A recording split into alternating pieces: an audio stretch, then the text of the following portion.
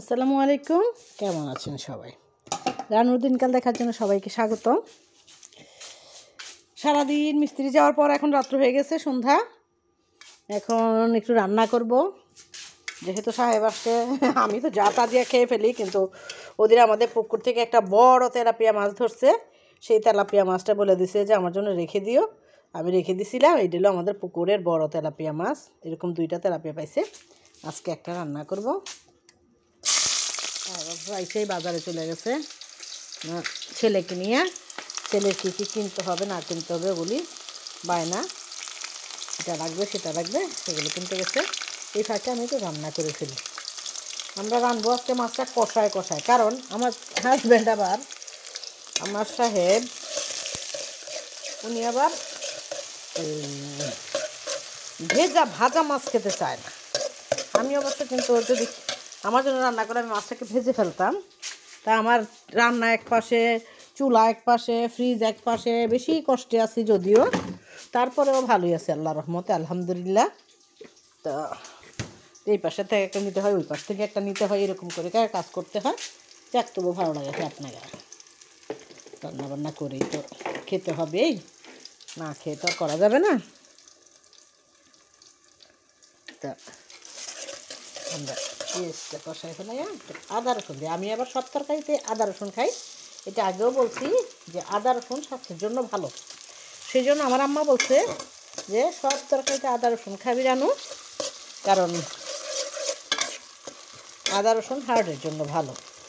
আমার আম্মা সারা বছর আদা রসুন খাইছে, আম্মার থেকে শিখা। তো আমার হলুদ পরগুলো কোথায় দেখি, ছোট্ট জায়গা হয় না এরকম। আবার আমার সাহেব আমার জন্য কী আনছে দেখেন, ধুপি পিঠা আনছে। ধুপি পিঠা আমি বলছি পিঠা খাবো, তো বাজার থেকে ধুপি পিঠা 4টা না 5টা নিয়ে আসছে। মাংসের ঝোল দিয়ে খেলাম, যদিও ঝোল কমে গেছে একটু। এই কবুতরের ঝোল রান্না করছিলাম ওদিন, ওগুলি রয়ে গেছে, সেই ঝোল দিয়ে ধুপি পিঠা খেলাম। ভাত রান্না করতে হবে, তারপর পেঁয়াজ কলি দিয়া একটা ভাজি করব, আবার সিম, আলু, টমেটো ওগুলি দিয়ে একটা সবজি করবো। আরে আমার তো ইচা মাছ নাই, চিংড়ি মাছ নাই ঘরে, চিংড়ি মাছ আনতে হবে, বলতে হবে সাহেবকে। আমার মনে নাই, যদি পায় রাত্রে আবার চিংড়ি মাছ পায় কিনা জানি না। অনেক সময় পায়, অনেক সময় পায় না বাজারে মাছ। দিনের বেলায় সাধারণত মাছ টাছ পাওয়া যায়, রাতে অন্য মাছ পাওয়া যায়, চিংড়ি মাছটা কমই পাওয়া যায় রাত্রেবেলা। আমি একটু এটাকে মাছটা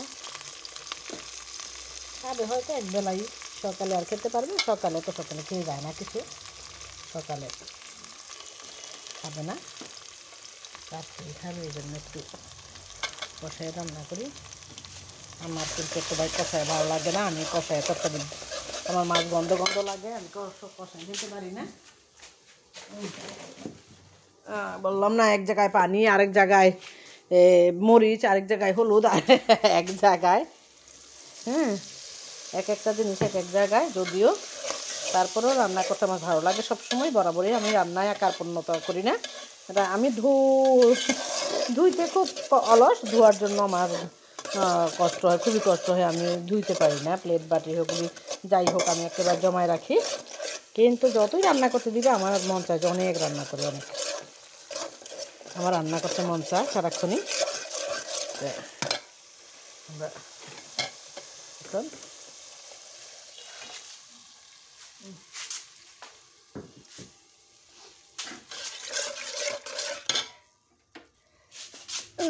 কি যে এলোমেলো অগুছানো ঘর দরজা, কি করব।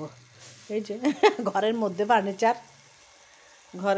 ফার্নিচার, ঘরের পাকের ঘরের ভিতরে 1 হাঁটু ফুট কি জানেন, কাদা। উখিয়ার ভাষায় কাদাকে বলে ফুট, আমরা বলে কাদা। আবার আমাদের রায়পুরার ভাষায় বলে প্যাক কাদা আর কি।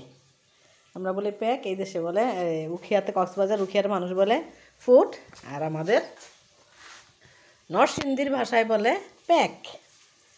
আসলে এক দেশের গালি এক দেশে বলি, এক এক দেশের এক এক রকম, সব কিছু একটার সাথে একটা মিলবে না, এটাই স্বাভাবিক। টমেটো দিয়ে কষায় রান্না করতে হবে। কষাইলে আবার টমেটো না দিলে আমার একটু ভালো লাগে না। কষানোর মধ্যে একটু টমেটোটা দিলেই ভালো লাগে।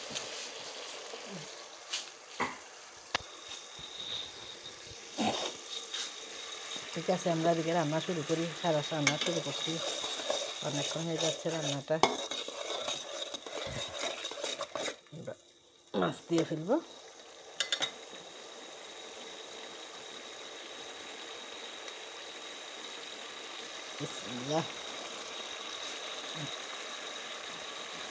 আমার ছেলে আবার পেট খেতে চায় না, আবার মাহাদের আব্বুর পেট খুব পছন্দ,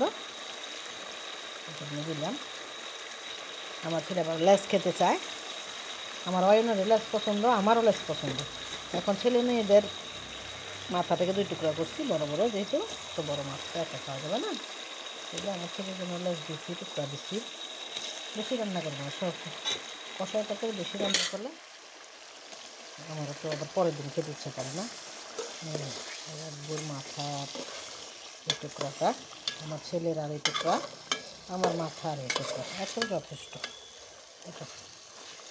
এটাকে আর বাকিটুকু আমি 2 পেঁয়াজা করবো, 2 পেঁয়াজা। এটাকে আমি ভেজে 2 পেঁয়াজা করবো, সেটা আমার খুব প্রিয়। বাকিগুলো আছে যেগুলো আমি ভেজেই 2 পেঁয়াজা করবো। রাব্বুতে এত আর খাবে না, সকালে তো খেয়ে যায় না, 2 পেঁয়াজা করবো।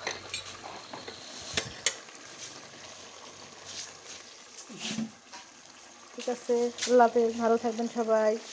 আমাদের মাছগুলো হয়ে যাক, আমরা আরেকদিকে আরেকটা রান্না বসাই দিই। আশা করি আমার ভিডিওগুলো সবাই দেখবেন, লাইক কমেন্ট করবেন এবং সাবস্ক্রাইব করে দিবেন। ফার্স্ট ক্লাস ভিডিওটা দেখবেন, যদিও একটু বড় হয়ে যায়, আমি এত বড় করতে চাই না, তারপর কেন যে বড় হয়ে যায়, ধৈর্য ধরে একটু দেখবেন। আশা করি আমরা এই মাছটাকে ভেজে 2 পেঁয়াজা করবো। ঠিক আছে, আল্লাহ হাফেজ। এটার মধ্যে একটু ঝোল দিলেই হয়ে যাবে, যেহেতু কষায়া তরকারি, কষায়া মাছটা একটু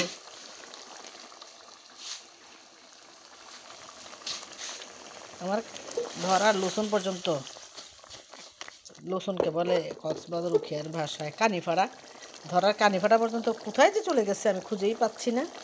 ধরতেও কষ্ট হচ্ছে। আমার মাছটা কষানোর পরে আমরা ঝুল দিয়ে নামায় ফেলবো। আল্লাহ হাফেজ, ভালো থাকবেন সবাই।